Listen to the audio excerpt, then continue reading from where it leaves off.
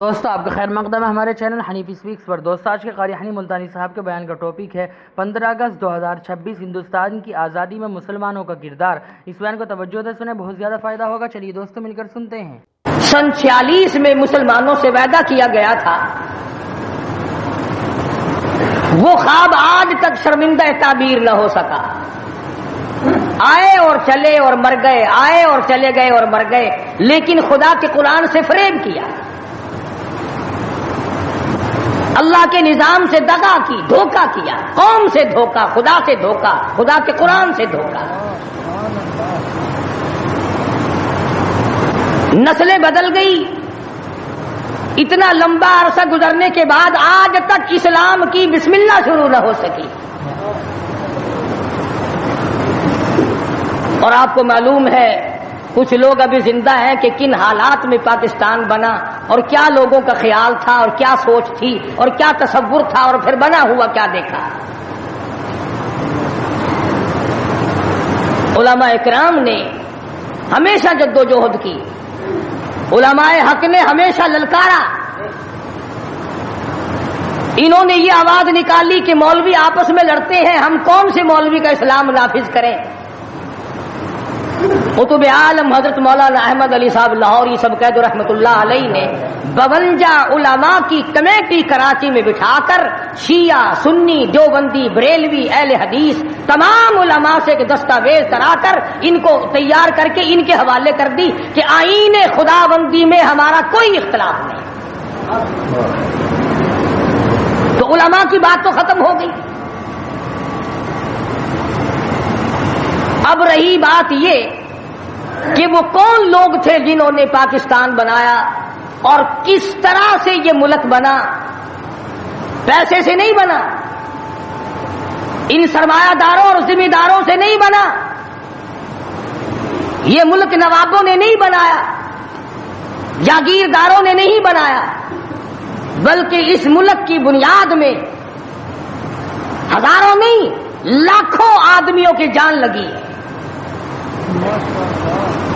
سڑکوں پہ قافلے کٹ گئے، گاڑیاں پوری ٹرین کٹ گئی، لوگوں کو نماز جنازے نہ ملے، قبر نہ ملی، کفن نہ ملا، غسل نہ ملا۔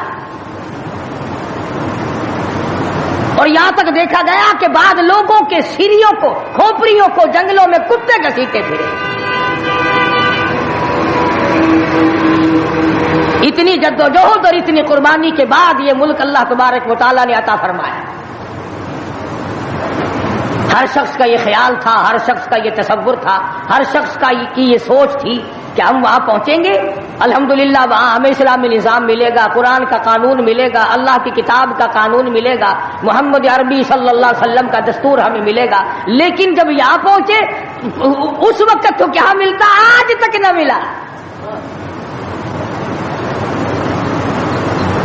قرآن کریم میں اللہ تبارک و تعالی جل شانہ نے اعلان کر دیا، الف لام میم احسب الناس، کیا لوگوں کا یہ خیال ہے، کیا لوگوں کا یہ گمان ہے، کیا لوگوں نے یہ تصور کر رکھا ہے، کیا لوگوں نے اپنے دلوں میں یہ بات بٹھا رکھی ہے، احسب الناس ان یترکوا ان یقولوا آمنا، یہ کہ اتنا کہنے پر چھوڑ دیے جائیں گے آمنا، ہم تو تیری ذات کو مانتے ہیں۔ اتنا کہنے پر چھٹکارا ہو جائے گا، موت کے وقت کامیاب ہو جائے گا آدمی، قبر کے وقت کامیاب ہو جائے گا، پلسرات پہ کامیاب ہو جائے گا، میدان حشر میں کامیاب ہو جائے گا، صرف اتنا کہنے سے آمنا، او پروردگار میں تو تیری ذات کو تسلیم کرنے والا تھا، میں تو تجھے ماننے والا تھا۔ اب آواز آتی ہے، ارے تم بھی دوستوں کو پرکھ کے دیکھتے ہو، رشتہ داروں کو آزما کر دیکھتے ہو، وَهُمْ لَا يُفْتَنُونَ، میں بھی تو تمہیں آزما کر دیکھوں گا، تم کیا کرتے ہو، زبان سے کیا کہتے ہو اور عمل کیا کرتے ہو۔ وَلَقَدْ فَتَنَّا الَّذِينَ مِن قَبْلِهِمْ فَلَيَعْلَمَنَّ اللَّهُ الَّذِينَ صَدَقُوا وَلَيَعْلَمَنَّ الْكَاذِبِينَ۔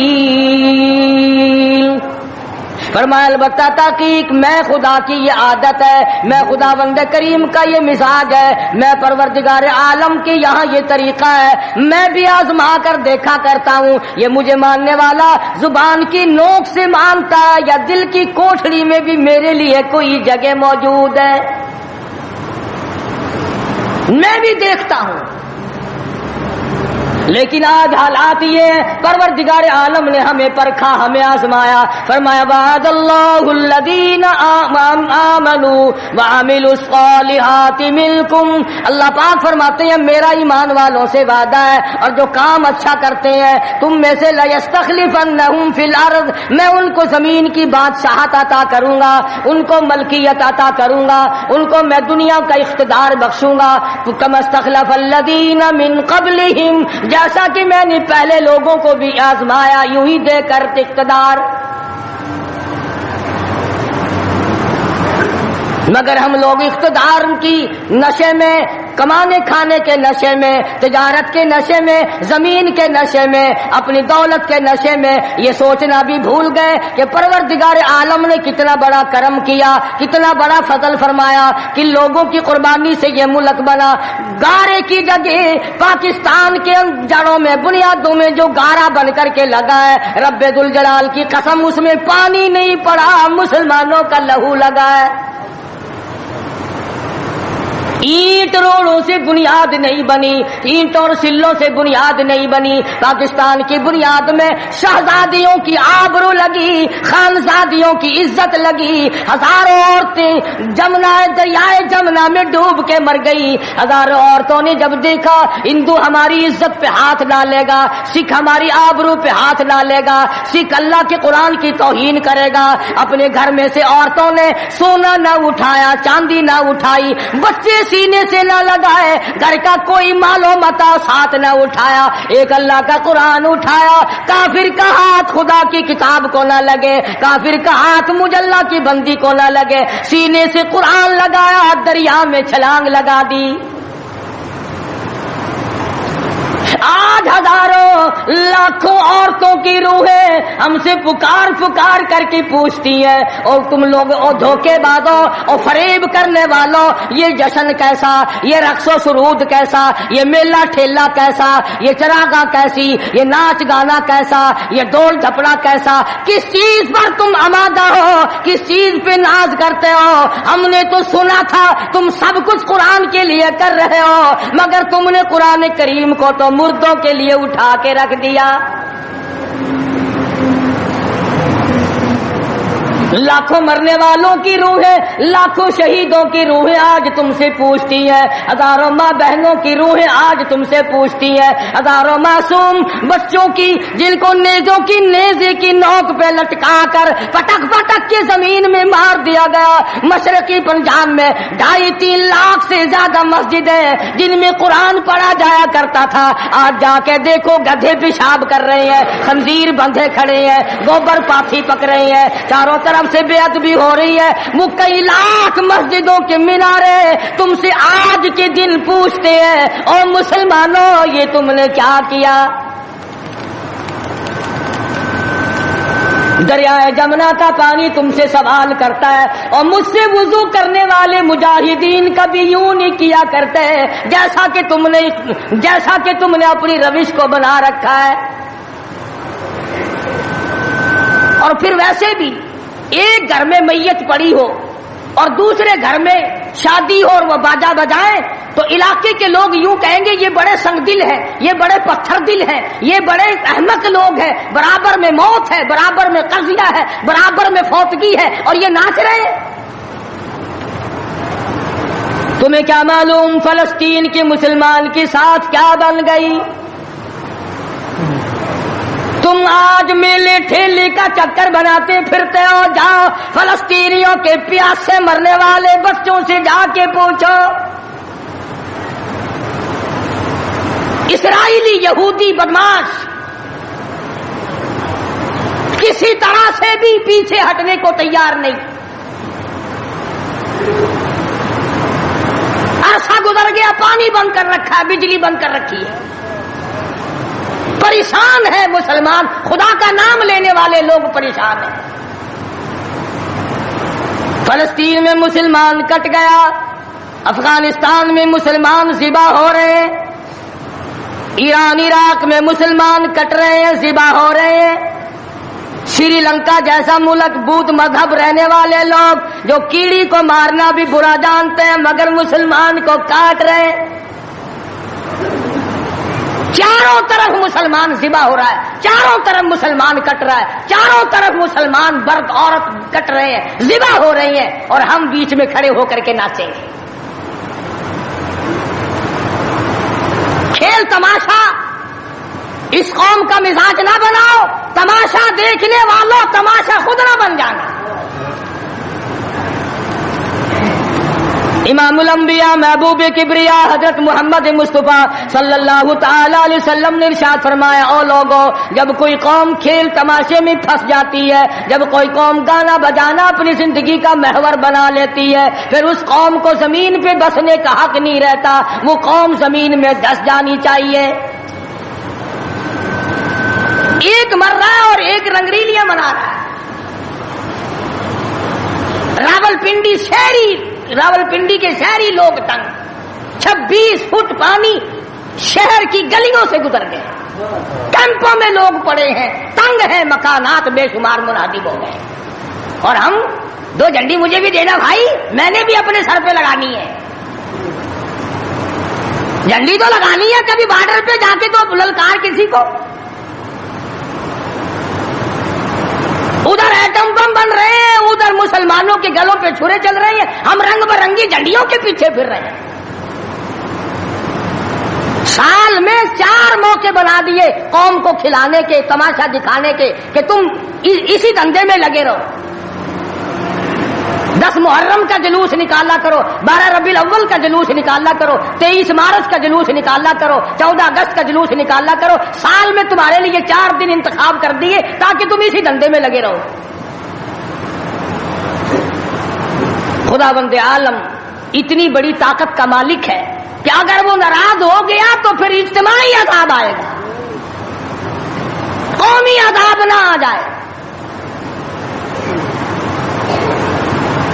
14 اگست اللہ کے سامنے عاجزی کرنے کا دن تو ہے، استغفار کرنے کا دن تو ہے، توبہ کرنے کا دن تو ہے، اللہ سے ملک کے لیے، قوم کے لیے دعائیں مانگنے کا دن تو ہے، قرآن خوانی کے لیے دن ہے، درود شریف پڑھنے کا دن ہے، اللہ اللہ کرنے کا دن ہے۔ چاروں طرف یہود و نصارہ، ہندو کافر جو مسلمانوں کے خلاف سازشیں بنا رہے ہیں، ان کو ختم کرنے کے لیے، ان کو مرنے اور ان کے ملیا میٹ کے لیے دعا کرنے کا دن تو ہے، خیرات کرنے کا دن تو ہے، اللہ اللہ کرنے کا دن تو ہے، ناچ کا نہیں، گانے کا نہیں، ڈھول ڈھپڑے کا نہیں۔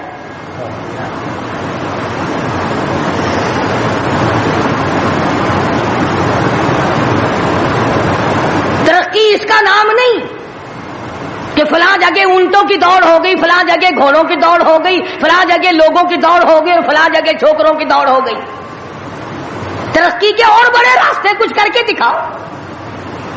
اللہ پاک جل شانہ نے اعلان کر دیا، لوگوں قال ساربکم ان یہلک عدوکم وَيَسْتَخْلِفَكُمْ فِي الْأَرْضِ فَيَنْظُرَ كَيْفَ تَعْمَلُونَ۔ اللہ پاک فرماتے ہیں تم یوں نہ سمجھا کرو کہ تم تخت پہ بیٹھ گئے تو مجھ سے چھپ گئے۔ شہنشاہ، ملک کے مالکوں، تخت و تاج کے مالکوں، یہ نہ سوچا کرو کہ یہاں بیٹھ کر اب خدا کی نظر ہم پہ نہیں پڑتی۔ فرمایا میری وہ ذات ہے لمن الملک اليوم، میں وہ ہوں، پوچھوں گا کون ہے آج کے دن دم مارنے والا۔ اليوم تجزا کل نفس بما کسبت، کسی پر ظلم نہیں کیا جائے گا، کوئی بول نہیں سکے گا، جواب نہیں دے سکے گا، کیوں؟ دربار الہی ہوگا۔ کہتا وہ ایسی روب کی جا ہے کہ دربار الہی میں ہزاروں سر بلندوں کا عزیزوں سر جھکا ہوگا۔ بڑوں بڑوں کے سر جھک جاتے ہیں، اپنی مرضی سے نہ جھکے تو خدا جھکا دیتا ہے۔ یہ تمام کا تمام نظام میری طرف سے چلتا ہے، تم عارضی ہو، تم جیسے پہلے کہیں آئے اور کہیں چلے گئے تم بھی نہیں رہو گے۔ اللہ پاک نے فرمایا باقی رہے گی میری ذات۔ اس لیے ہوش کر کے ہر آدمی کو قدم اٹھانا چاہیے، تاجر کو بھی، پیر کو بھی، مولوی کو بھی، افسر کو بھی، تمام لوگوں کو ہوش کر کے قدم اٹھانا چاہیے۔ کوئی ایسی صورت نہ ہو جس سے خامخواہ ہم عذاب میں گرفتار ہو جائیں۔ حضرات صحابہ اکرام رضوان اللہ تعالی علیہ مجمعین انہی چیزوں سے ڈرا کرتے تھے۔ خود مدنی کریم صلی اللہ تعالی علیہ وسلم کا یہ حال ہے، راستے میں پڑی ہوئی ایک کھجور آپ نے اٹھا کر منہ میں ڈال لی۔ سیدہ فرماتی ہیں ہماری اماں ام المومنین رضی اللہ تعالیٰ عنہ کہ ساری رات حضور کو نیند نہ آئی، میں نے بار بار پوچھا کیا بات ہے، کوئی تکلیف ہے؟ فرمایا نہیں۔ پھر نیند کیوں نہیں آتی؟ فرمایا راستے میں کھجور پڑی تھی، میں نے اٹھا کر اس لیے منہ میں ڈال لی ضائع نہ ہو جائے، اب مجھے یہ بات تنگ کر رہی ہے، نہ معلوم کسی کا حق نہ ہو اور میرے حلق کے نیچے چلا گیا، قیامت میں اگر مطالبہ کیا تو میں کیا جواب دوں گا؟ سیدنا فاروق اعظم رضی اللہ تعالیٰ عنہ کا زمانہ آیا، آپ نے اہل مدینہ کو اکٹھا فرمایا اور فرمایا کہ تم جانتے ہو میں تجارت کرتا تھا اور آج تم نے مجھے ایک کام میں مشغول کر دیا خلافت کے، اب میرے گزر اوقات کی کیا صورت ہوگی؟ تو تمام صحابہ کرام نے، اہل مدینہ نے یہ فیصلہ کیا کہ متوسط درجے کا جو کھانا ایک عام آدمی کھا سکتا ہے اتنا وظیفہ مقرر ہو جائے۔ چنانچہ فاروق اعظم رضی اللہ تعالیٰ عنہ کا وظیفہ مقرر ہو گیا۔ امیر المومنین خلیفۃ المسلمین 22 لاکھ مربع میل کا حکمراں، کابل سے لے کر طرابلس تک کا حکمراں فاروق اعظم، جس کو خدا کے نبی نے اللہ میاں سے مانگ کے لیا۔ ایک دن جمعے کے اندر خطبہ ارشاد فرما رہے ہیں، خطبہ دے رہے ہیں، صحابہ کہتے ہیں ہم نے امیر المومنین فاروق اعظم کو تہمت کو دیکھا، منجلے اور لنگی کو دیکھا، ایک لنگی میں ایک چادر میں 12 پیوند لگے ہوئے تھے، 12 پیوند، 22 لاکھ مربع میل کا حکمراں، اس کے تہمند میں 12 پیوند ہے، ایک پیوند چمڑے کا بھی ہے۔ آج تو پیوند لگانا ہمارے یہاں عیب بھی ہو گیا، کون اس بات کا خیال کرتا ہے؟ ایک اور جمعے میں دیر سے تشریف لائے فاروق اعظم رضی اللہ تعالیٰ عنہ، لوگوں نے عرض کیا کہ آپ نے دیر کی؟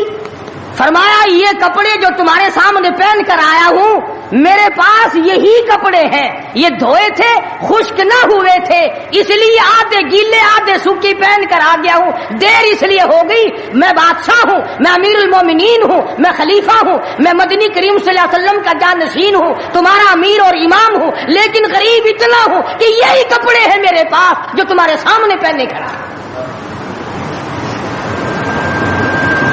ادھر ہمارا حال دیکھ لو کیا بنا ہوا ہے۔ جس ملک کا چوڑا بھی بے ایمان ہو وہ ملک ترقی کیسے کرے گا؟ صفائی کرنے والا بنگی 4 دن تک چکر نہیں لگاتا،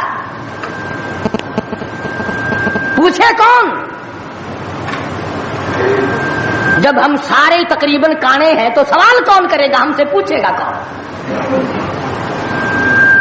آپ مارکیٹ میں بیٹھ کر چوری کرتے ہیں، ہم مولوی غلط مسئلے بتا کر مسجد میں چوری کرتے ہیں، افسر عدالت میں قانون کی چوری کرتا ہے، ڈاکٹر اسپتال میں چوری کرتا ہے، اس کا یہ مطلب ہوگا کہ ہم سب چور نہیں؟ صحیح مسئلہ بتلاؤ تو مولوی کی تنخواہ 6 مہینے نہیں ملتی، 1 مہینے کی، کون صحیح بات کو برداشت کرے؟ متولی صاحب اگر مسئلہ پوچھے نا بیچارے مولوی کو کہنا پڑتا ہے ہاں جی چلو مسئلہ تو یوں ہے پر جو آپ کہتے ہیں وہ بھی ٹھیک ہو سکتا ہے، اس لیے اگر یوں نہ کہے تو پھر مسجد میں کیسے ٹھہرے گا؟ سیدنا فاروق اعظم رضی اللہ تعالیٰ عنہ کھانا کھا رہے ہیں، ایک بہت بڑا امیر آدمی آ گیا، فاروق اعظم نے فرمایا آؤ کھانا کھا لو۔ انہوں نے کھانا کھانا شروع کر دیا، صحابی ہے وہ بھی، امیر آدمی ہے صحابی، فاروق کے دسترخوان سے لقمہ اٹھا کر جب منہ میں ڈالا قسم کھا کر کہتا ہے بغیر چھنے ہوئے آٹے کا لقمہ تھا، جौ کی روٹی تھی، چبا چبا کر تھک گیا مگر وہ حلق سے نیچے نہیں جاتا تھا۔ امیر المومنین کا کھانا ہے، بادشاہ وقت کا کھانا ہے، نبی کے جانشین کا کھانا ہے۔ انہوں نے کہا اے فاروق، چھنا ہوا آٹا بھی تو آپ کھا سکتے ہیں، ایسا کیا عذاب آ گیا کہ چھنے ہوئے آٹے کی روٹی نہیں کھائی؟ تو فوراً بول اٹھے، اللہ کی کروڑ رحمت نازل ہو ان اللہ والوں پر۔ فرمایا بھائی، کیا ہر مسلمان جو بھی لا الہ الا اللہ محمد رسول اللہ پڑھنے والا ہے، ہر مسلمان کو چھنے ہوئے آٹے کی روٹی مل سکتی ہے؟ میری حکومت اتنا وزن برداشت کر سکتی ہے کہ ہر آدمی کو چھنے ہوئے آٹے کی روٹی ملے؟ انہوں نے کہا نہیں۔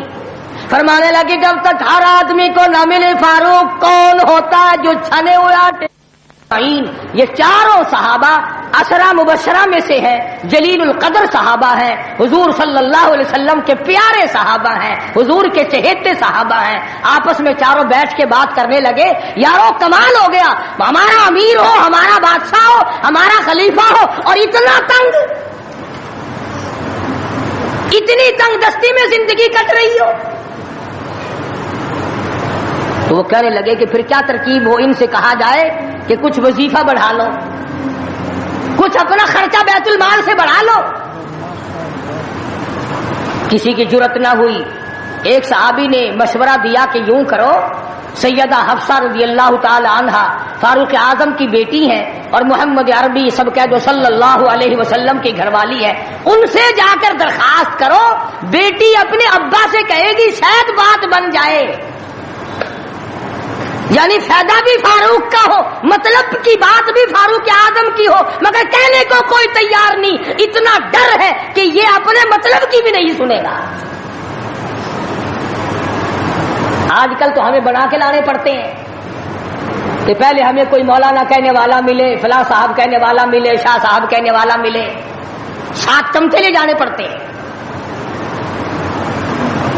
فاروق اعظم رضی اللہ تعالیٰ عنہ اپنی لگتے جگر سیدہ حفصہ رضی اللہ تعالیٰ عنہ سے ملاقات کے لیے گئے۔ حضرت حفصہ رضی اللہ تعالیٰ عنہ نے عرض کر دیا، ابا جان یہ کیا حالت بنا رکھی ہے، یا یہ کیا پریشانی کی حالت ہے، یہ کیا تنگی کی حالت ہے؟ آپ کچھ وظیفہ بڑھا لیں، آپ کچھ اپنا خرچہ بڑھا لیں، اس لیے کہ مسلمان لوگ اس حالت کو دیکھنے کے لیے تیار نہیں۔ اب تو کہہ دینا چاہیے تھا کہ بھی جو کچھ وہ بڑھانا چاہیں بڑھا دیں، تنگ تو میں واقعی ہوں۔ فرمایا اے حفصہ تو ان لوگوں کے نام بتا جو تیرے پاس فرمائش کرنے آئے تھے، اور فرمایا سب سے پہلے او حفصہ او میری لگتے جگر، اے میری بیٹی تیرے سامنے زندگی گزری ہے محمد عربی صلی اللہ تعالی علیہ وسلم کی، تو حضور اکرم صلی اللہ علیہ وسلم کا کھانا بتا۔ حضرت حفصہ کہنے لگی ابا جان میں محمد کریم صلی اللہ علیہ وسلم کی روٹی پکایا کرتی تھی، آٹا سامنے رکھ کر پھونک مار دیا کرتی تھی، جتنا گھاس اڑ گیا باقی بیچ میں پکایا کرتی تھی۔ اور فرماتی ہے زیتون کے تیل کا ڈبہ رکھا ہوا تھا، تیل ختم ہو چکا تھا، ایک دن میں نے نیچے کی تل چھٹی گاد نکال کر روٹی کے اوپر چپڑ دی، آپ صلی اللہ علیہ وسلم نے نوش فرمائی، فرمایا حفصہ آج روٹی بڑی مزیدار لگی ہے، اور فرمانے لگے ثم لتسألن یومئذ عن النعیم۔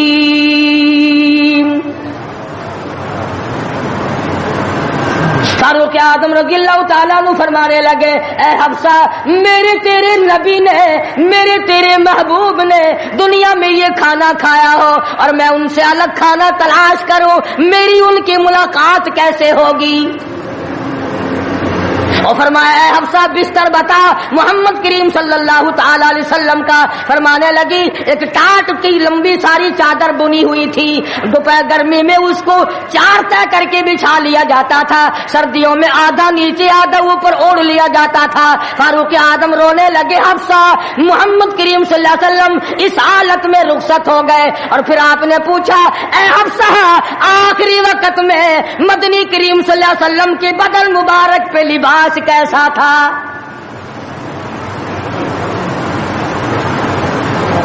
وہاں لباس کی حالت، کھانے کی حالت یہ ہے، یہاں بنگلوں کی گنتی نہیں، کوٹھیوں کی گنتی نہیں۔ اور یہ نہیں سوچتے اگر عذاب آ گیا تو یہ بنگلے یہ کوٹھیاں نہیں بچا سکیں گی. یہ رشوت بٹور کر کے محل بنانا یہ تو کبھی بھی کام نہیں آئے.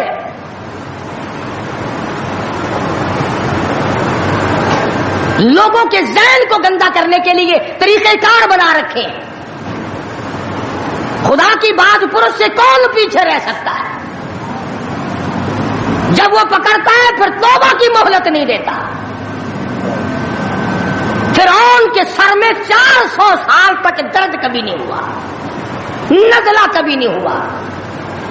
فرمایا حتی اذا ادرکہ الغرق,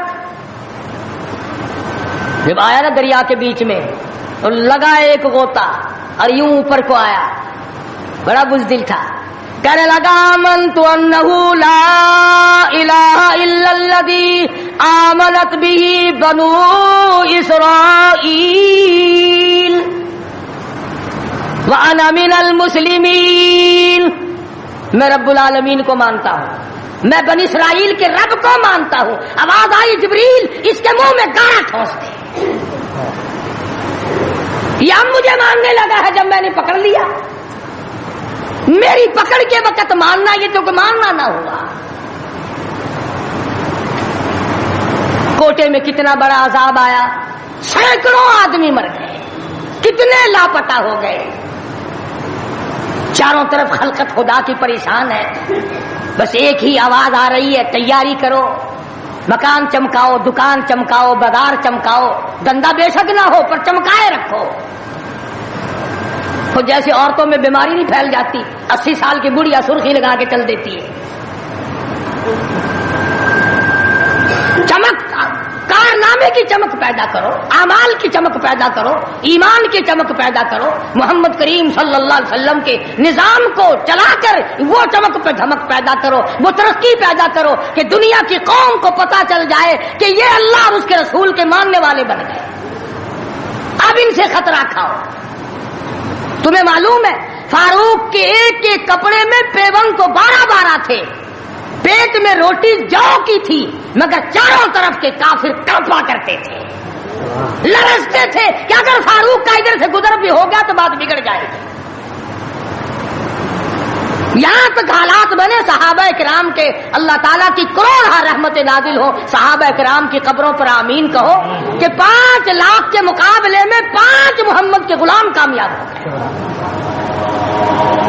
5 لاکھ کے مقابلے میں حضور کے 5 غلام کامیاب. اسپین میں 3 مسلمان گئے, پورے ملک کے مقابلے میں 3 مسلمان کامیاب.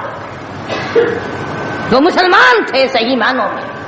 مسلمان کو کوئی شکست نہیں دے سکتا, مسلمان کو کوئی مار نہیں سکتا. آج ہم یہودیوں اور عیسائیوں کا کھلونا بن کر کے مار کھا رہے ہیں. آج ہم ان کے ہاتھوں کے تاش کے پتے بنے ہوئے ہیں. آج ہم ان کے اشاروں پہ سب کچھ کرتے ہیں. چاروں طرف مسلمان کا لہو بہ رہا ہے. مغلیہ خاندان کے بادشاہوں کے واقعات کتابوں میں موجود ہیں. آپ پڑھ کر کے دیکھ لیں کہ جن لوگوں نے اچھے کام کیے ان کی زندگی کیسے گزری, اور جن لوگوں نے برے کام کیے ان کی زندگی کیسے گزری.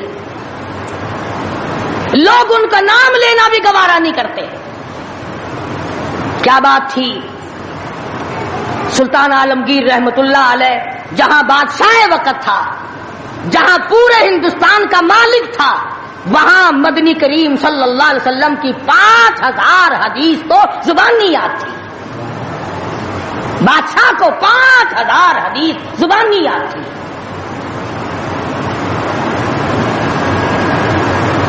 سلطان صلاح الدین خلجی رحمہ اللہ بادشاہ گزرا ہے. ہمارے یہاں عربی مدارس میں ہدایہ کتاب پڑھائی جاتی ہے 2 سال میں, پڑھنی آتی ہے سمجھی تو کیا جائے گی. سلطان صلاح الدین خلجی بادشاہ ہو کر مکمل ہدایہ زبانی یاد تھا, زبانی یاد تھا. عالمگیر بادشاہ کی فوج کا جو کمانڈر تھا وہ اتنا بڑا عالم تھا کہ آج بھی شرح عقائد وغیرہ اور امور عامہ اور میر زاہد وغیرہ جو کتابیں ہیں منطق کی اور طرح طرح کی, یہ تمام عالمگیر کی فوج کے کمانڈر کی لکھی ہوئی ہیں. اللہ والے تھے. اور حد یہاں تک ہو گئی کہ مغلیہ خاندان کی ایک لڑکی ہے سلیمہ سلطانہ، اس نے قرآن مجید کی ترجمے کی تفسیر کی کتاب مانگی، ملا عبد القادر بدایونی انچارج ہے کتب خانے کا، کتاب گم ہو گئی تو لڑکی نے باپ سے لڑ کر جائیداد ضبط کرا دی کہ قرآن کی تفسیر کی کتاب کتب خانے سے کیوں گم ہوئی۔ اتنا بڑا علم کا قدر تھا لوگوں کے دلوں میں، اور محمد کریم صلی اللہ علیہ وسلم کے دین کو لوگ بادشاہ مانا کرتے تھے، وزیر مانتے تھے، سفیر مانتے تھے، درویش و قلندر مانتے تھے۔ عوام کے تمام جذبات جو تھے وہ اسلام کے صحیح احساسات کے مطابق تھے۔ تو میں عرض کر رہا تھا، یہ کسی کا گلہ نہیں، یہ کسی کا شکوہ نہیں، کسی کو گالیاں دینا مقصود نہیں۔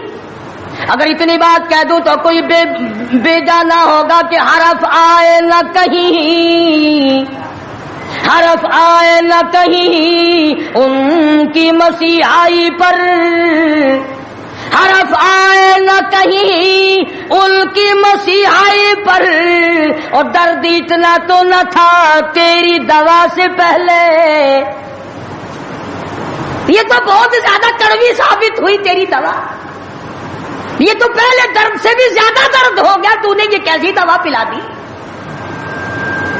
اور بڑا عجیب شعر یاد آیا، فرق ہے تیرا میرا، فرق یہ کہتا کہ تیرا پیام اور ہے میرا پیام اور ہے، تیرا پیام اور ہے میرا پیام اور ہے، عشق کے درد مند کا طرز کلام اور ہے، دیوانوں کی باتیں اور ہیں، تمہارا طرز زندگی اور ہے۔ ہم نے صحابہ سے طرز زندگی سیکھا، ہم نے محمد عربی صلی اللہ علیہ وسلم سے طرز زندگی سیکھا، ہم نے عمر بن عبدالعزیز سے طرز زندگی سیکھا، ہم نے سلطان عالمگیر سے سیکھا، سلطان صلاح الدین خلجی سے سیکھا، ہم نے شمس الدین التمش سے سیکھا، تم نے طرز زندگی انگریز سے سیکھا۔ کب تک انگریز کے ترقی کے وارث بنو گے؟ انگریز کا لعنتی قانون کیوں پیارا لگتا ہے؟ وہی رسم و رواج، وہی طریقہ کار، کچھ کم تو ہوگی، ورنہ اب بھی کئی لوگ گلے میں پھانسی لٹکا کے چلتے ہیں اور فخری انداز میں چلتے ہیں کہ میرے گلے میں پھانسی لٹکی ہوئی ہے۔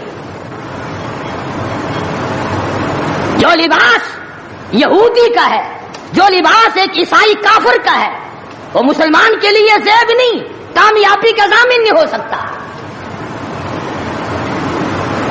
4 دن نماز کا مذاق اڑایا گیا تھا 2 سال پہلے، دفتروں میں صفیں بچی، لوٹے آئے، یار لوگ اٹھ کے چائے کے لیے جانے لگ گئے، ارے بھی آؤ نا نماز پڑھو، انہوں نے کہا یار تم پڑھو ہم ابھی آتے ہیں۔ 4 دن کی نماز، ورنہ قوم کی اقتصادی حالت، قوم کی اخلاقی حالت اور قوم کی نمازی حالت اگر ٹھیک ہو تو بزرگوں نے لکھا ہے کہ اس قوم کو کوئی نیچا دکھا ہی نہیں سکتا۔ 3 چیزیں پیدا کرو، قوم کی نمازی حالت سدھارو، قوم کی اخلاقی حالت سدھارو، قوم کی اقتصادی حالت سدھارو، اس قوم کو کوئی نیچا نہیں کر سکتا۔ جس قوم کے ہاتھ میں تلوار ہو اور سینے میں قرآن ہو اور بازو میں جان ہو، اس قوم کو کوئی نیچا نہیں کر سکتا۔ لیکن جو قوم ناچ گانے کی عادی بن جائے، جو قوم میلے ٹھیلوں کی عادی بن جائے، جو قوم رسم و رواج کے پیچھے لگ جائے اور خدا کے قرآن کو صرف مردوں کے لیے اٹھا کے رکھ دے، اس قوم کا خدا کے پاس کوئی ضمانت نہیں ہے۔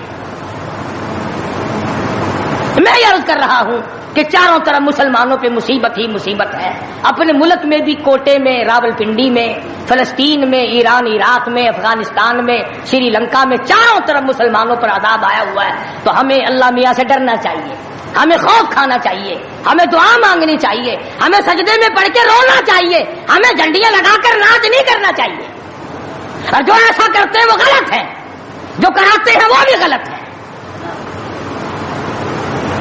ہم اس بات میں کسی سے نہیں ڈرا کرتے، حکومت کرے، حکومت کرائے، چھوٹے یونین کرائے، ایم ڈی اے کمیٹی کوئی بھی کرائے، اس وقت میں یہ حرکت بالکل غلط۔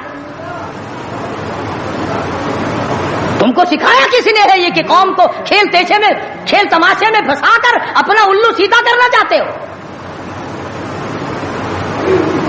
قوم کی نمازی حالت کو بہتر بناؤ، قوم کی اقتصادی حالت بہتر بناؤ، قوم کی اخلاقی حالت بہتر بناؤ، قوم کو سمجھاؤ کہ بہو بیٹی کی عزت ایک ہے، بہن بیٹی کی عزت ایک ہے، تم سب کی بہن ایک ہے، تم سب کی عزت اور آبرو ایک ہے، تمہارا خدا ایک ہے، تمہارا نبی ایک ہے، تمہارا کعبہ ایک ہے، تمہاری دلی اللہ پاک نے جنت ایک بنائی ہے اور ایک ایمان کا رستہ بنایا ہے۔ کسی سے دھوکہ کرنا، کسی سے فریب کرنا، کسی سے دغا بازی کرنا، لوٹ کھسوٹ مچانا، یہ طریقہ بالکل غلط ہے اور فضول اور عبث اور ضائع کرنا۔ ویسے کہتے غریب ملک ہے جی، غریب ملک ہے جی، غریب ملک، یہ کروڑوں روپیہ غریب ملک کے پاس کہاں سے آ جاتا ہے ضائع کرنے کے لیے؟ ہم تو یہ کہیں گے کہ کل کو 14 اگست ہے، کل کو زیادہ سے زیادہ عبادت کرو، فلم نہ دیکھو، تلاوت کرو، استغفار کرو، اور وہ شہداء جنہوں نے 47 میں اپنی جانیں قربان کی، اپنی عزت قربان کی، اپنا سب کچھ قربان کر دیا، خدا کی قسم آج تک لوگ ایسے موجود ہیں 36 سال کے بعد بھی سیٹ نہ ہوئے۔ ان کی روحوں کو قرآن پڑھ پڑھ کر کے بخشو، ان کے لیے بخشش کی دعائیں کرو، خراج تحسین پیش کرو ان لوگوں کو جنہوں نے اس ملک کو حاصل کرنے کے لیے اپنی جان کا قیمتی نذرانہ پیش کیا۔ تمہارا کیا ہے؟ تمہارا تو ناخون بھی نہیں کٹا۔ ہاں، تمہیں کیا تکلیف پہنچی تھی ملک بنانے میں؟ کب تم بنانے والوں میں آگے آئے تھے؟ اب جو مرتا اخبار میں آ جاتا فلانا بھی تحریک پاکستان کا بامی تھا، ہم نے بامی دیکھے نہیں؟ عوام نے بنایا ہے، لوگوں نے بنایا ہے، اور لوگ ہی اس کی خیر خواہی کر سکتے ہیں۔ اور لوگوں کو چاہیے کہ ایک اور بات میری سن لو آخری، اگر یہ ملک نہ رہا تو پھر مسلمانوں کو روئے زمین پہ جگہ ملنی مشکل ہو جائے گی۔ جغرافیائی حیثیت سے اس کا محل وقوع ایسا ہے کہ یہ مسلمانوں کے پاس رہا تو چاروں طرف کے مسلمانوں کو سانس آئے گا، اور یہ بچے گا خدا کے قرآن کے صدقے میں، یہ بچے گا نبی کے لائے ہوئے فرمان کے صدقے میں، یہ ہماری کوششوں سے یا ہمارے ہے زیادہ ہتھیار بنانے سے نہیں بچتا ہے۔ تو اس لیے قرآن مجید کو جگہ دو، اسلام اور ایمان کو جگہ دو، قرآن کا جھنڈا بلند کرو، ایمان کا جھنڈا بلند کرو۔ آؤ 14 اگست کو مل کر سب دعا کریں کہ ہم آئندہ جھوٹ نہیں بولیں گے، ہم آئندہ رشوت نہیں لیں گے، ہم آئندہ کسی سے دغا نہیں کریں گے، ہم کم نہیں تولیں گے، ہم کم نہیں ناپیں گے، ہم ملاوٹ نہیں کریں گے، ہم غلط مسئلے بتا کر لوگوں کے ایمان کا بیڑا غرق نہیں کریں گے۔ پھر تو ہمارے لیے یہ بڑا بہترین دن ہے۔ اور اگر ہم ان تمام چیزوں میں سے کچھ بھی چھوڑنے کو تیار نہیں، پھر اس دن کی کوئی حیثیت نہیں، پھر کھیل تماشے کا دن ہے اور کچھ نہیں۔ خدا بند عالم نے صاف لفظوں میں فرما دیا کہ ان یترکوا ان یقولوا آمنا، کہ صرف اتنا کہنے پر نجات نہیں ہے کہ اے خدا ہم تیرے ماننے والے ہیں، بلکہ اس کہنے کے بعد اس کے پورے فرمان کو ماننا پڑے گا۔ شکل حضور کے فرمان کے مطابق نبی کی شکل کے ساتھ شکل ملانی پڑے گی، نبی کے لباس کے ساتھ لباس ملانا پڑے گا، نبی کے لائے ہوئے قرآن کو دل و دماغ میں، گھر معاشرے میں، محلے اور کچہری میں جگہ دینی پڑے گی۔ یہ کوئی طریقہ نہیں کہ آپ کے پیچھے سارے کام یہودیوں والے، عیسائیوں والے، جب کوئی مر جائے تو سارے مسلمان لاؤ قرآن پڑھو، قرآن پڑھو، قرآن پڑھو۔ تو قرآن بھی کہتا تو ہوگا کہ مرے بغیر میرا بھی کہیں ٹھکانہ ہی نہیں، جب کوئی مر جائے تو پھر راستہ ملتا ہے۔ تو ایسی صورت میں ہم مسلمانوں کو بڑا سوچ کے چلنا چاہیے۔ مسلمانوں اپنی تاریخ پڑھا کرو، احمد شاہ ابدالی کی تاریخ پڑھو، شہدائے بالاکوٹ کی تاریخ پڑھو، مغلیہ خاندان کے بہادروں کی تاریخ پڑھو کہ وہ کیسے لوگ تھے، عمر بن عبدالعزیز کی تاریخ پڑھو، سیدنا خالد بن ولید کی تاریخ پڑھو، سیدنا امام حسین رضی اللہ تعالیٰ عنہ کی تاریخ پڑھو، حضرت علی رضی اللہ تعالیٰ عنہ کی تاریخ پڑھو۔ ہمارے جو اسلاف تھے وہ بہت کچھ تھے، اور خدا کی قسم دنیا نے ان کو مانا ہے۔ تم بھی مان جاؤ کامیاب ہو جاؤ گے۔ پوری دنیا نے ان کو، جنہوں نے ان کی اقتداء نہیں کی انہوں نے بھی مانا کہ صحیح یہ تھے، ہم غلطی پہ تھے۔ اللہ کے نیک برگزیدہ بندے، مقبول ترین بندے، اللہ والے، اللہ کے ولی، بزرگان دین رحمہم اللہ علیہم اجمعین کے واقعات اور مختصر سے حالات اس نیت سے عرض کر رہا تھا کہ ہمیں بھی اپنے گریبان میں جھانکنے کا موقع ملے ہم لوگ بھی یہ سوچیں کہ یہ اللہ والے تھے، پیٹ بھی تھا، نفس بھی تھا، بیوی بھی تھی، بچے بھی تھے، پیاس بھی لگتی تھی، بھوک بھی لگتی تھی، کپڑا بھی درکار تھا، سردی گرمی بھی آتی تھی، ان لوگوں نے اللہ کی رضا کیسے حاصل کی؟ نیت میری کسی کی تردید مقصود نہیں، سمجھانے کے لیے کہتا ہوں، جیسے سڑک پہ پیدل آدمی چل رہا ہو اور پاس سے کار گزرتی ہے تو دل میں خیال آتا ہے کہ میرے پاس بھی کار ہوتی۔ ان اللہ کے نیک بندوں کو دیکھ کر میں اور آپ کیوں نہیں سوچتے کہ میں بھی اللہ کا نیک بندہ بن جاتا؟ کوٹھی بنگلہ دیکھ کر، لمبا چوڑا کاروبار کارخانہ دیکھ کر آدمی کے دل میں آتا ہے یارو یہ کارخانے دار ہے، میں اس کا مزدور ہوں۔ تیرے دل میں یہ بات کیوں نہیں آتی کہ میں نماز بھی نہیں پڑھتا اور فلانا ساری رات سویا ہی نہیں؟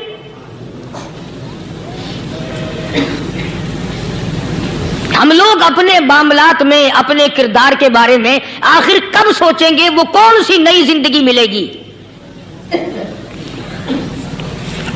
بس ایک دھوکہ لگا ہوا ہے، او جی میں تو گناہگار ہوں میرا کیا، او جی میں تو گناہگار ہوں میرا کیا، یوں کرتا کرتا ہی مر جائے گا، توبہ نہیں کرنی۔ کوئی آدمی پلیت ہو اور وہ یہ کہتا رہے او یار میں تو پلیت ہوں، یار میں تو ناپاک ہوں، میرا کیا میں تو ناپاک ہوں۔ اللہ کے بندے پانی کے پاس جا، غسل کر، پھر ہی تو پاک بنے گا۔ اپنے آپ کو پلیت پلیت کہتا رہے، یوں تو پاک نہیں بنے گا۔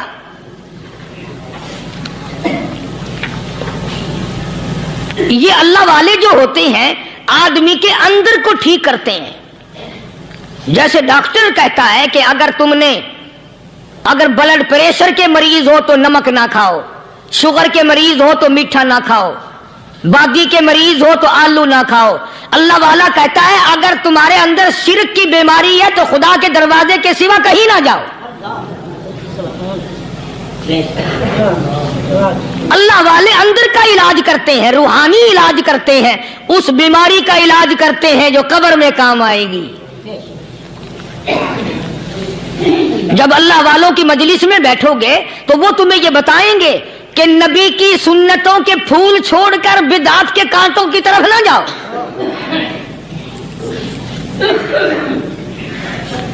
اور ہدایت ہے محمد کریم صلی اللہ علیہ وسلم کی، سبحان اللہ۔ وہ جوان کتنا خوش نصیب ہوگا جو حضور کے ساتھ سواری پہ سوار ہے۔ اللہ اکبر۔ سیدنا معاذ بن جبل رضی اللہ تعالیٰ عنہ کی ذات اقدس ہے، جس سواری پہ محمد عربی صلی اللہ تعالی علیہ وسلم سوار ہیں، اسی سواری پہ صحابی بھی سوار ہے، آپ کے پیچھے سوار ہے۔ آپ نے 3 مرتبہ ارشاد فرمایا یا معاذ۔ وہ کتنا مقدروں والا جوان ہوگا جس کا نام آقا کے پیارے پیارے منہ سے نکلا۔ فرمایا یا معاذ، او معاذ، عرض کیا لبیک و سعدیک، میرے آقا میں حاضر ہوں، میں غلامی میں حاضر ہوں۔ کچھ نہیں فرمایا، پھر دوسری مرتبہ ارشاد ہوا یا معاذ، عرض کیا لبیک و سعدیک، کالی کملی والے میں تیری خدمت میں حاضر ہوں، میں غلامی میں حاضر ہوں۔ تیسری مرتبہ پھر فرمایا یا معاذ۔ سمجھے آپ؟ یہ تو حضور کو پتا تھا کہ میری آواز اس نے پہلی دفعہ میں ہی سن لی، پکار رہا ہے میں حاضر ہوں۔ 3 مرتبہ آواز اس لیے دی، یعنی میں جو تجھے بتانا چاہتا ہوں وہ بڑی اہم بات ہے، توجہ کر، دھیان کر اس بات کی طرف جو میں تجھے بتانے لگا ہوں۔ تیسری مرتبہ ارشاد ہوا یا معاذ، عرض کیا لبیک و سعدیک، میرے آقا میں حاضر ہوں، غلامی میں حاضر ہوں۔ ارشاد فرماؤ، فرمایا یا معاذ لا تشرک باللہ، او ماضی مجھ سے ارشاد سن لے، مجھ سے پیغام سن لے، میں محمد کریم صلی اللہ تعالی علیہ وسلم تجھے بڑی پتے کی بات بتانے لگا ہوں، گر کی بات بتانے لگا ہوں، کوئی حقیقت کی بات بتانے لگا ہوں۔ لا تشرک باللہ، او میرے جمال، میرے صحابی، او ماز، اللہ کی ذات میں، اللہ کی صفات میں کسی کو شریک نہ ٹھہرانا۔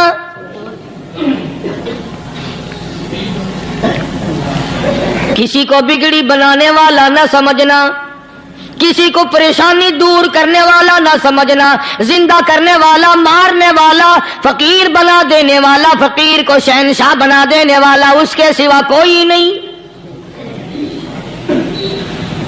چلو ہو گئی بات، فرما دیا آپ نے کہ شرک نہ کرنا۔ اب ہماری بات سنو، ابھی حدیث کا جملہ باقی ہے جو محمد عربی صلی اللہ علیہ وسلم کی زبان مبارک سے نکلا، اہم بات باقی ہے۔ ٹھیک ہے فرما دیا، لیکن اب سوال کرو سرکار مدینہ صلی اللہ علیہ وسلم سے کہ جی اگر کوئی مصیبت کی وجہ سے کر بیٹھے، اگر کوئی پریشانی کے عالم میں آ کے کر بیٹھے، کوئی دکھوں کا مارا ہوا کر بیٹھے، تو صاف فرما دیا، فرمایا او ماز ان قتلتا، اگرچہ تجھے قتل کر دیا جائے، تیرا ٹکڑا ٹکڑا کر دیا جائے، تیرا قیمہ بنا دیا جائے، اس سے بھی سخت بات آگے فرمائی، او حرقتا، چاہے تجھے جلا کر خاک کر دیا جائے، تیرا قیمہ بنا دیا جائے، تجھے جلا کر راکھ بنا دیا جائے، کسی حال میں بھی تجھے شرک کرنے کی اجازت نہیں۔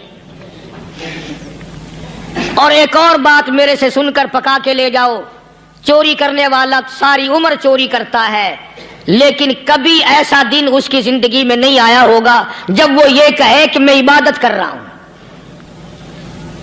لاکھ چوری کی ہو، یہ کہے گا کہ میں گناہگار ہوں، چوری کا اپن چلو تمہارے منہ پہ نہیں کہے گا، دل میں کہے گا۔ زنا کرنے والا کبھی نہیں کہتا کہ میں گناہ نہیں کرتا، شراب پینے والا کبھی نہیں کہتا کہ میں گناہ نہیں کرتا، حرام کھانے والا، رشوت لینے والا کبھی نہیں کہتا کہ میں گناہ نہیں کرتا۔ شرک ایسا گناہ ہے، ایسی گمراہی ہے، اس کو بندہ گناہ سمجھ کر نہیں، عبادت سمجھ کے کرتا ہے۔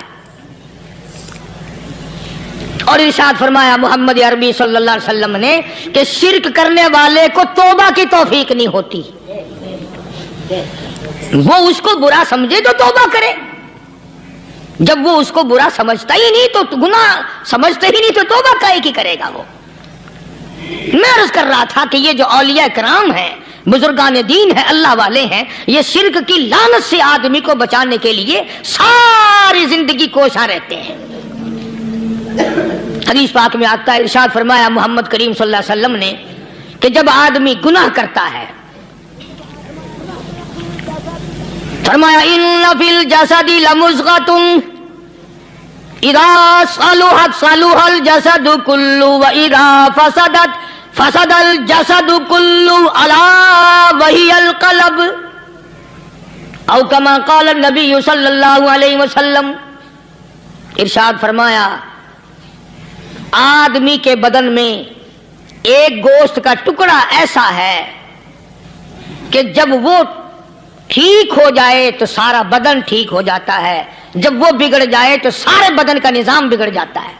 الا وہی القلب، سرکار مدینہ صلی اللہ علیہ وسلم نے فرمایا وہ دل ہے۔ دل آدمی کا سنور جائے تو سارا کچھ سنور گیا، دل بگڑ گیا تو سب کچھ بگڑ گیا۔ ریاکاری دل سے پیدا ہوتی ہے، تکبر دیکھنے میں نہیں آتا، دل میں پیدا ہوتا ہے، فخر دل میں پیدا ہوتا ہے، عجب اور خودبینی دل میں پیدا ہوتی ہے۔ تو آقا مدنی صلی اللہ علیہ وسلم نے فرمایا کہ آدمی کا دل جو ہے وہ سفید ہوتا ہے، بالکل سفید ہوتا ہے۔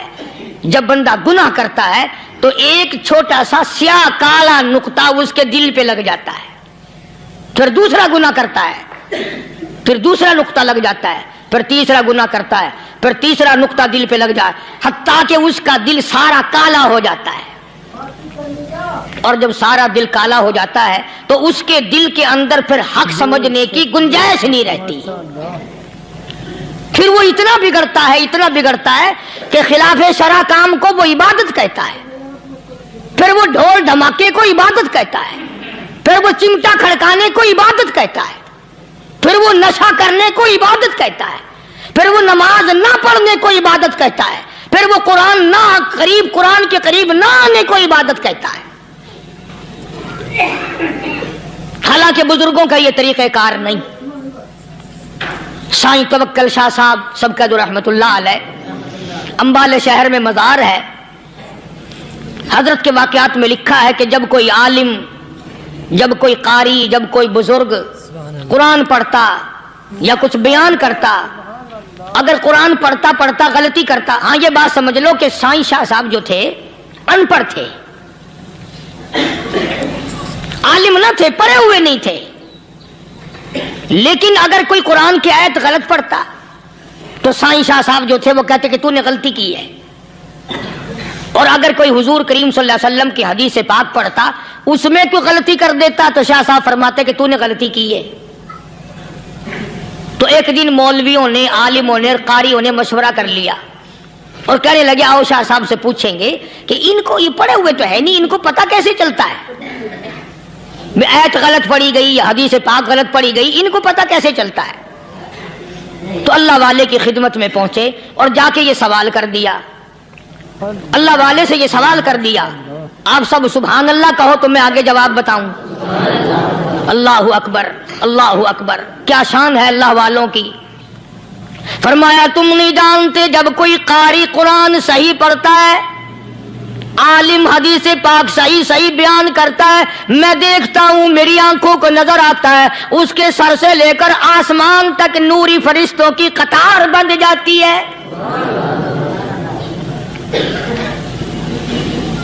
और जब वो गलती करता है तो वो कतार सारी रुखसत हो जाती है, वो कतार सारी छुट्टी कर जाती है। मैं समझ जाता हूं कि कोई गलती हुई है। ये है अल्लाह वालों की बातें जो हम लोगों के काम आने वाली हैं, जो हमारे सोचो विचार की हैं, जो हमारे करने की हैं। कि कितने कितने दिन इन हजरात को फाके करने पड़े, मुसीबत झेलनी पड़ी, परेशानी उठानी पड़ी, तो परवाह ही नहीं करते थे। मखलूक से सवाल करना इन हजरात के यहां बहुत बुरी बात थी। बल्कि नफ़ातुल यमन एक अरबी कोर्स की किताब है, दरस में पढ़ाई जाती है अरबी मदरसों में। हमने जब सबक पढ़ते थे तो एक वाकया पढ़ा था कि किसी पहाड़ की गार में एक अल्लाह वाला रहता था और अल्लाह अल्लाह करता था हर वक्त। अल्लाह की तरफ से खाना आ जाता था और वो खा लिया करता था। तो खुदा इम्तिहान भी करता है, आजमाइश भी करता है। दुआ किया करो अल्लाह हमारी आजमाइश ना फरमाए। हम लोग आजमाइश के काबिल कहां हैं। तो अल्लाह पाक ने जब उस अल्लाह वाले की आजमाइश फरमाई तो 3 दिन तक खाना ना आया, 3 रोज तक खाना नहीं आया। जब नहीं आया तो भूख ने सताया, और जब भूख ने सताया तो परेशानी हुई, और जब परेशानी हुई तो दिल में ख्याल आया कि अब मेरे लिए सवाल करना जायज हो गया, अब तो मैं बिल्कुल, भूख ने तंग कर दिया मुझे।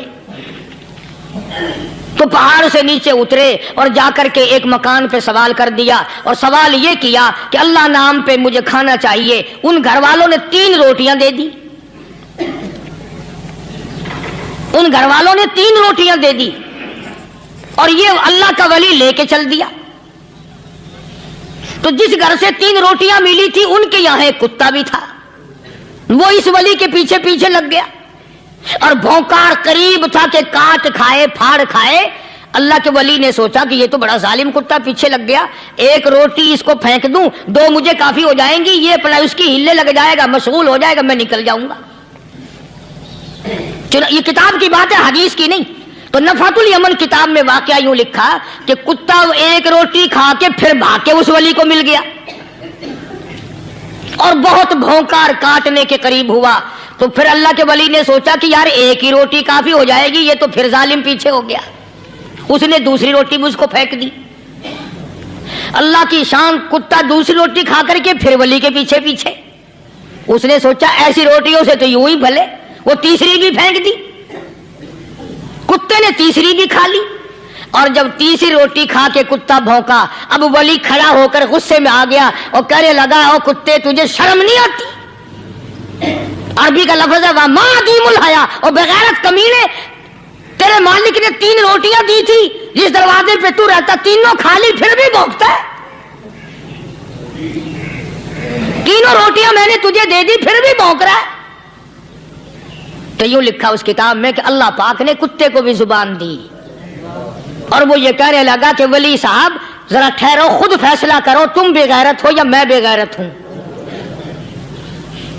فیصلہ جناب کریں، میں کتا ہوں آپ ولی ہیں، جنت کے کھانے کھائے، ارے 3 دن نہ ملا تو آدمی کے دروازے پہ آ کے ماتھا گھسایا، جھولی پھیلائی، بھیک مانگی، مجھ سے قسم لے لو میں کتا ہوں، کئی مرتبہ 8 دن ٹکڑا نہیں ملتا، قسم لے لو اس دروازے کے سوا کبھی کسی دوسرے دروازے پہ نہیں گیا میں۔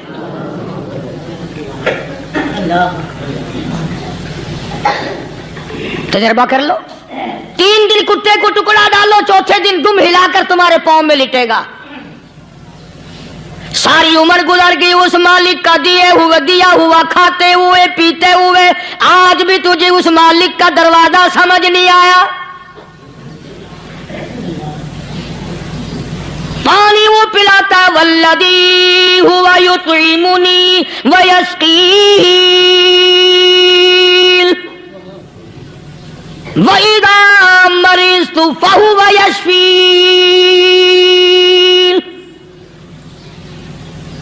کتنا کھلاتا ہے، کتنے اعلیٰ درجے کے کھانے کھلاتا ہے، طرح طرح کے کھانے کھلاتا ہے، پالا اس نے، سنبھالا اس نے، زندگی اس نے دی، اولاد اس نے دی، خوبصورت بیوی اس نے دی، گھر آباد اس نے کیا، تھوڑی سی پریشانی آ گئی، اب جا کے قبر کے سامنے جھکا کھڑا ہے، اس مالک سے میرا کام نہیں چلا، اور 4 گز زمین میں پڑنے والے، تو میری حاجت روائی کر دے۔